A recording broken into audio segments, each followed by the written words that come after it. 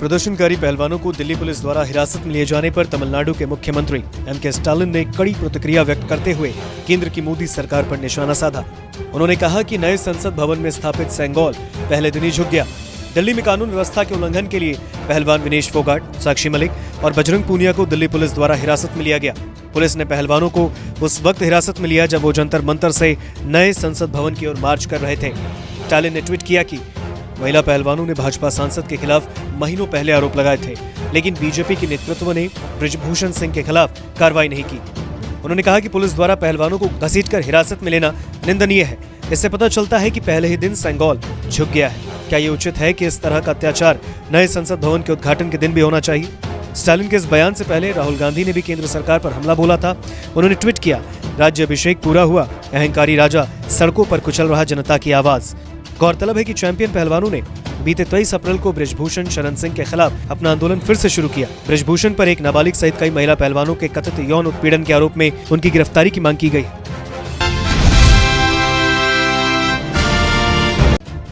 दिल्ली में कई दिनों से प्रदर्शन कर रहे पहलवानों का हौसला अभी भी टूटा नहीं है। पहलवान विनेश फोगाट ने ट्वीट कर लड़ाई जारी रखने का ऐलान कर दिया। विनेश ने ट्वीट कर लिखा कि दरिया अब तेरी खैर नहीं, बूंदों ने बगावत कर ली है, नादा न समझ रे बुज़दिल, लहरों ने बगावत कर ली है। हम परवाने हैं मौत समा, मरने का किसको खौफ यहाँ, रे तलवार तुझे झुकना होगा, गर्दन ने बगावत कर ली है। दरअसल बृजभूषण शरण सिंह के खिलाफ दिल्ली के जंतर मंतर पर प्रदर्शन कर रहे पहलवानों को पुलिस ने रविवार को हिरासत में लिया था। पुलिस ने ओलंपिक पदक विजेता बजरंग पूनिया, साक्षी मलिक, विनेश फोगाट के खिलाफ FIR भी दर्ज की, जिसके बाद विनेश फोगाट ने वीडियो जारी कर कहा कि पहलवानों को हिरासत में लिया गया, जबकि वे केवल शांतिपूर्ण प्रदर्शन करना चाहते हैं।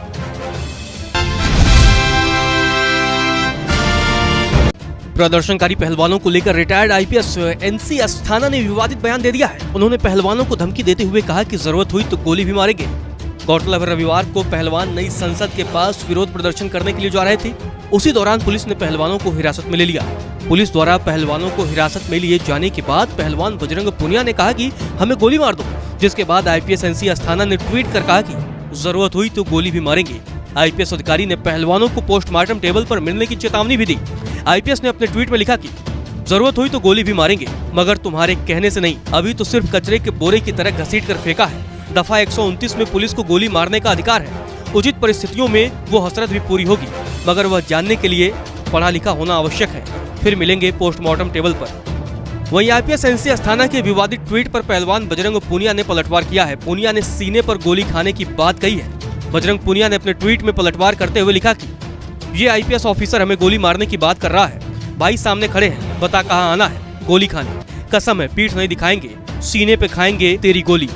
यो ही रह गया है अब, हमारे साथ करना तो यो भी सही। वही मशहूर कवि कुमार विश्वास ने IPS को नैतिकता का पाठ पढ़ाया है। कुमार विश्वास ने IPS NC अस्थाना के ट्वीट को रिट्वीट करते हुए उन्हें ईश्वर से सद्बुद्धि देने के लिए कहा है। कुमार विश्वास ने अपने ट्वीट में लिखा कि किसान आंदोलन के समय बालकनी में कैक्टस उगाने वाले फेसबुक क्रांतिकारी जब किसानों को गालियां दे रहे थे, तब भी कहा था, आज फिर कह रहा हूँ, आप किसी भी आंदोलन के मुद्दे से सहमत असहमत हो सकते हैं, किंतु दोनों पक्षों को कम से कम संवैधानिक मर्यादा व संवेदनशीलता तो रखनी ही होगी। ओछी भाषा, अहंकार व हठधर्मिता आपको सुकून व वांछित कृपा तो दे सकते हैं, किंतु भारत नामक समावेशी विचार के विपरीत जाते हैं। ईश्वर सद्बुद्धि दे और समय रहते न्याय करे। गौरतलब है रविवार को एक तरफ प्रधानमंत्री नरेंद्र मोदी नए संसद भवन का उद्घाटन कर रहे थे, तो दूसरी तरफ पहलवान नए संसद की तरफ कूच कर रहे थे। इसी दौरान पहलवानों और पुलिस के बीच झड़प देखने को मिली थी। पुलिस ने पहलवानों को हिरासत में ले लिया था, हालांकि बाद में उन्हें छोड़ दिया गया, लेकिन पुलिस द्वारा पहलवानों को हिरासत में लिए जाने का वीडियो अब चर्चा का विषय बना हुआ है।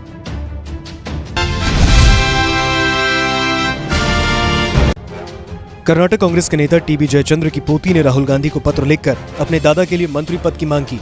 उन्होंने अपने पत्र में कहा, मुझे इस बात का दुख है कि मेरे दादाजी मंत्री नहीं बने। मैं चाहती हूं कि वो मंत्री बने क्योंकि वो एक दयालु, सक्षम और मेहनती व्यक्ति हैं।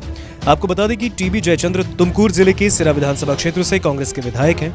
27 मई को राजभवन में 24 मंत्रियों वाले पूर्ण राज्य मंत्रिमंडल का शपथ ग्रहण समारोह आयोजित किया गया था। इन मंत्रियों में TB जयचंद्र का नाम नहीं है। उनकी पोती आरना संदीप ने राहुल गांधी के नाम एक लेटर में लिखा कि डियर राहुल गांधी, मैं TB जयचंद्र की पोती हूँ। मेरे दादा मंत्री नहीं बने और इसलिए मैं दुखी हूँ। मैं चाहती हूँ कि वो मंत्री बने क्योंकि वो एक दयालु, काबिल और मेहनती है। बताते चलें कि TB जयचंद्र के समर्थकों ने मुख्यमंत्री सिद्धारमैया के घर के बाहर प्रदर्शन किया था और आरोप लगाया था कि कुंचित तिगा समुदाय के साथ गंभीर अन्याय हुआ है क्योंकि उन्हें कोई प्रतिनिधित्व नहीं दिया गया। वहीं दूसरी तरफ टीबी जयचंद्र ने कहा है कि वो पार्टी आलाकमान से मिलेंगे और न्याय की गुहार लगाएंगे। जयचंद्र ही नहीं, सिद्धारमैया सरकार के 34 सदस्यीय मंत्रिमंडल में मंत्री पद से वंचित किए गए कई वरिष्ठ विधायकों के बीच असंतोष बेंगलुरु में राजभवन के बाहर विरोध के रूप में फूट पड़ा।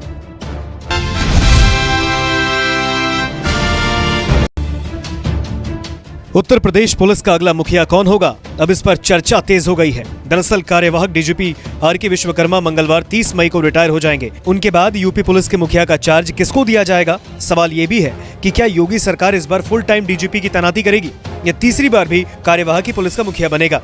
यूपी डीजीपी की रेस में कई नाम ऐसे हैं जो आगे चल रहे हैं। नए डीजीपी के लिए जिन नामों की चर्चा हो रही है उसमें मुकुल गोयल पहले नंबर पर है।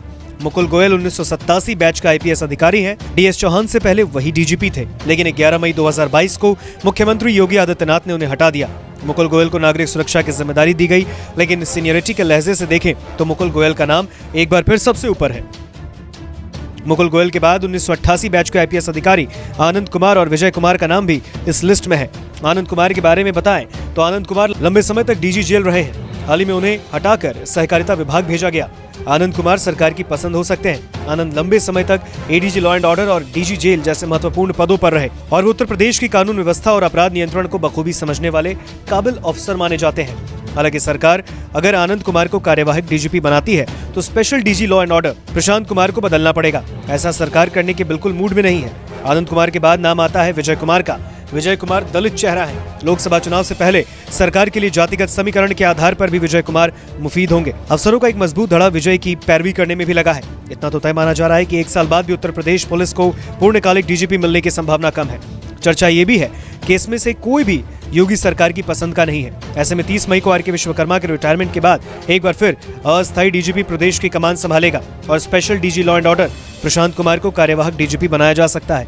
इसकी वजह यह है कि बीते दिनों योगी सरकार ने प्रशांत कुमार को स्पेशल डीजी के पद पर प्रमोट किया था और हाल ही में उन्हें कई विभागों की अतिरिक्त जिम्मेदारी भी सौंपी गई। इन नामों के अलावा 1989 बैच के आईपीएस अधिकारी आशीष गुप्ता, 1990 बैच की रेणुका मिश्रा, बी.के. मौर्य और एस.एन. साबत भी डीजीपी की लाइन में है।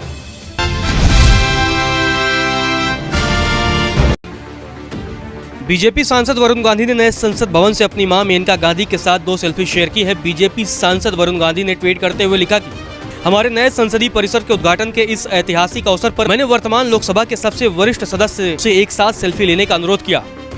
नए संसद भवन के उद्घाटन समारोह के दौरान कई सांसद नए लोकसभा की तस्वीरें और वीडियो लेते हुए दिखाई दिए। इस दौरान कुछ लोग एक दूसरे के साथ और प्रधानमंत्री नरेंद्र मोदी के साथ सेल्फी भी क्लिक कर रहे थे।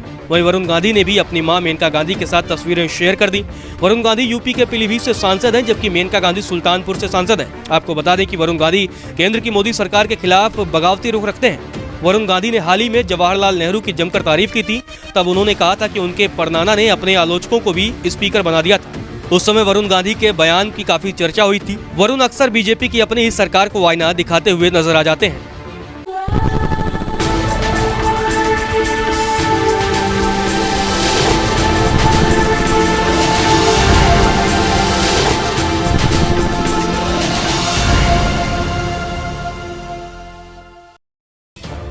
28 मई को पहलवानों के साथ जो हुआ उस पर महिला आयोग के अध्यक्ष स्वाति मालीवाल भड़क गईं। उन्होंने पुलिस कमिश्नर को पत्र लिखकर बीजेपी सांसद बृजभूषण शरण सिंह को गिरफ्तार करने और पहलवानों को हिरासत लेने वाले पुलिसकर्मियों के खिलाफ कार्रवाई की मांग की।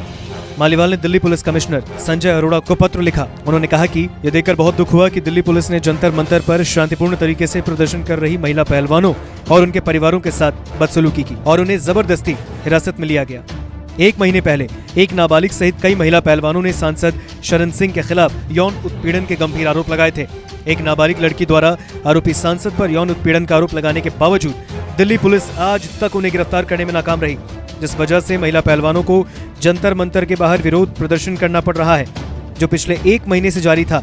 दिल्ली में हर दिन यौन उत्पीड़न के लगभग 6 मामले सामने आते हैं और हर एक मामले में दिल्ली पुलिस आरोपी व्यक्ति को गिरफ्तार करने का प्रयास करती है। फिर बृजभूषण सिंह को आज तक गिरफ्तार क्यों नहीं किया गया? ये घोर अन्याय नहीं तो और क्या है?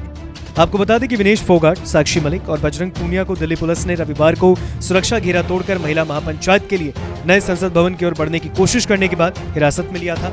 इसके बाद जंतर मंतर से उनका सामान भी उखड़वा दिया गया। हालांकि महिला पहलवानों को शाम तक छोड़ दिया गया, लेकिन जिस तरह की तस्वीरें इस प्रदर्शन से निकल कर आई, उससे केंद्र सरकार और दिल्ली पुलिस की आलोचना हो रही है।